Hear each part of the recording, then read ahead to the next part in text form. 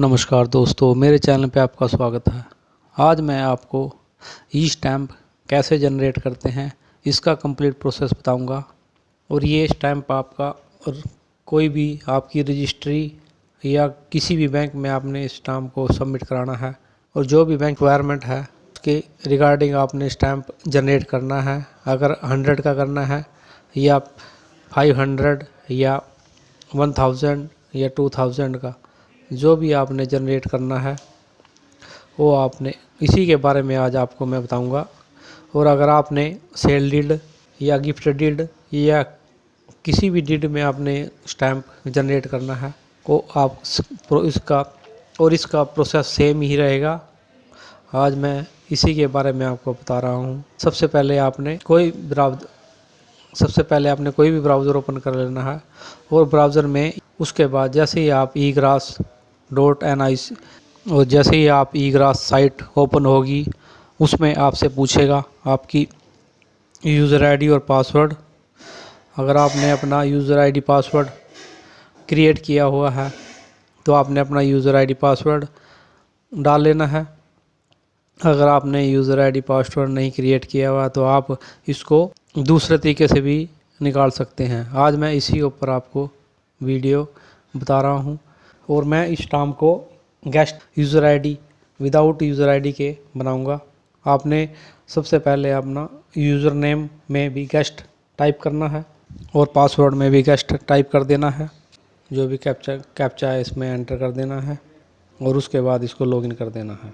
और जब भी आप यूज़र आईडी या पासवर्ड से इसको लॉगिन करते हैं तो इस गेस्ट और लॉगिन का जो प्रोसेस है वो सेम रहेगा। और मैं अभी इसको जीआर नंबर जनरेट कर रहा हूँ तो मैं जीआर एंड स्टैम्प पेपर पर क्लिक करूँगा। जैसे ही मैं जीआर एंड स्टैम्प पेपर पर क्लिक करूँगा आपसे पूछेगा आपका डिस्ट्रिक्ट, जो भी आपका डिस्ट्रिक्ट है। डिस्ट्रिक्ट के बाद आपकी ट्रेजरी के बाद आपका तहसील या एसटीएम जो भी आपने सेलेक्ट करना है। उसके बाद बैंक जिससे भी आपने पेमेंट करनी है।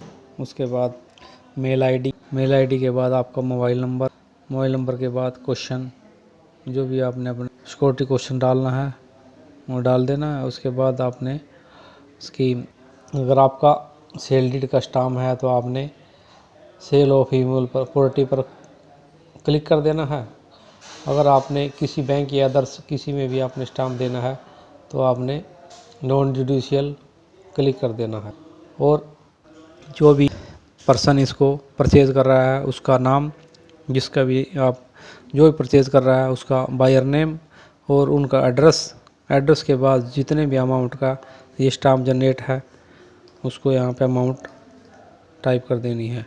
अमाउंट टाइप करने के बाद इस रिमार्क्स पर्पस स्टैम्प पेपर लिख देना। स्टैम्प पेपर लिखने के बाद आपने इसको पे नाउ कर देना है। जैसे ही आप इसको पे नाउ करोगे, पे नाउ करने के बाद आपके पास एक फ़ोन पे ओटीपी जाएगा। ओटीपी फ़ोन से चेक करके आपने इसमें ओटीपी को एंटर कर देना है।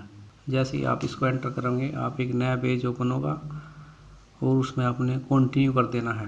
कंटिन्यू के बाद आपसे पेमेंट बारे पूछेगा कि पेमेंट आपने कैसे करनी है, क्रेडिट कार्ड से करनी है या डेबिट कार्ड से करनी है या आप नेट बैंकिंग से करते हैं या किसी यूपीआई से आप आईडी से आप इसको पेमेंट करोगे। जैसे ही आप इसको सेलेक्ट करके यहाँ से क्लिक करोगे आपके पास आपसे अकाउंट अपना बैंक पूछेगा। बैंक के बाद आपने अपना जो भी है यूज़र आईडी वगैरह जो भी वो डाल के अपना ओटीपी एंटर करके इसको सबमिट कर देना है। सबमिट के बाद आपकी पेमेंट कंप्लीट हो जाएगी।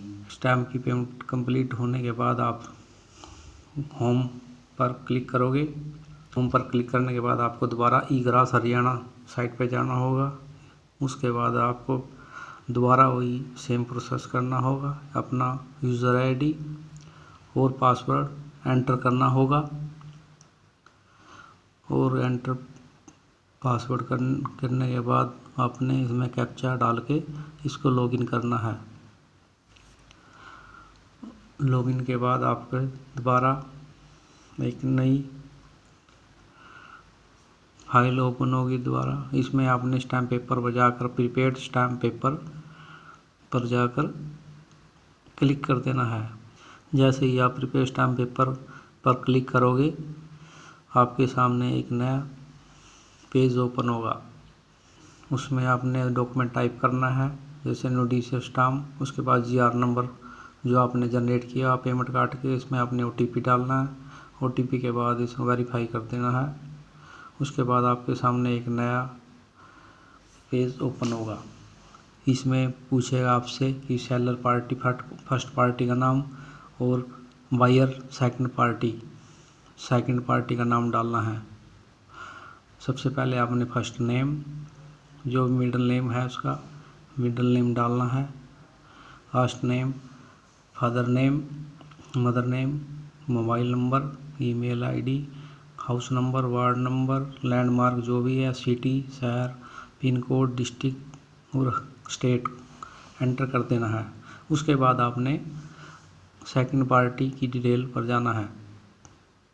सेम वही आपने सेम प्रोसेस इधर भी एंटर करना है। पहले first name, middle name, last name, husband name, mother name, mobile number, email ID, house number और सेक्टर, वार्ड जो भी है आपका, लैंडमार्क, सिटी या विलेज जो भी है आपका, पिन कोड, और आपने अपना डिस्ट्रिक्ट एंटर करना है। उसके बाद हरियाणा, वो इस पे यहाँ पे आपने सबमिट कर देना है। जैसे ही आप इसको सबमिट करोगे आपसे आपका जो भी सबमिट करोगे इस पे आपके सामने एक न्यू पेज ओपन होगा। सेव एंड कंटिन्यू पे क्लिक कर देना है। कंप्लीट प्रोसेस एंटर करने के बाद आपने इसको सेव एंड कंटिन्यू पे क्लिक करना है। जैसे ही आप इसको सेव एंड कंटिन्यू पे क्लिक करोगे उसके बाद आपने जो भी इसमें अपना नंबर सेव किया है उस पर एक OTP जाएगा और OTP जैसे ही जाएगा तो आपने इसको ओके करना है। ओके करने के बाद जो आपके मोबाइल में OTP आया हुआ है उसको यहाँ पे एंटर कर देना है। एंटर करने के बाद इसको वैलिडेट OTP कर देना है। उसके बाद आपने इसमें कैप्चा कोड डालना है। कैप्चा कोड के बाद आपने इसको सेव पे जाकर क्लिक कर देना। उसके बाद आपका स्टैम्प की प्रक्रिया, जैसे ही आप सेव पे क्लिक करोगे तो आपके सामने एक नई फाइल ओपन होगी और ये आपका स्टैम्प सक्सेसफुली जनरेट हो गया है। और इसको आपने ऐसे आपका स्टैम्प जनरेट हो चुका है और इसको डाउनलोड कर लेना है। मैंने आपको ऑनलाइन स्टैम्प कैसे निकालते हैं उसका कंप्लीट प्रोसेस बता दिया है। मेरी वीडियो अच्छी लगी है तो लाइक करना और मेरे चैनल को भी सब्सक्राइब करना। धन्यवाद दोस्तों।